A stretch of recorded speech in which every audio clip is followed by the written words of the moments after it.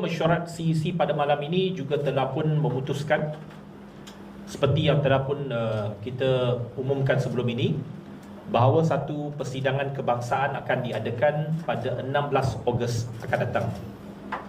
Dalam persidangan kebangsaan 16 Ogos ini, satu usul akan dikemukakan kepada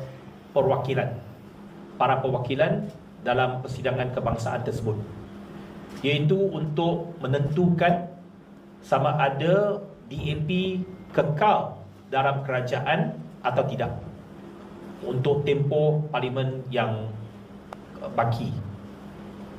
So ini adalah satu usul yang akan ditentukan oleh para perwakilan sama ada kekal atau tidak dalam kerajaan. Jadi keputusan itu tidak dibuat oleh CEC, tetapi kita menyerahkan kepada para perwakilan, di mana ada 4,000 lebih perwakilan yang layak hadir dalam persidangan kebangsaan itu, dan kita serahkan kepada kebijaksanaan para perwakilan untuk membuat keputusan sama ada DAP harus kekal dalam kerajaan sampai akhir tempoh ini ataupun sebaliknya.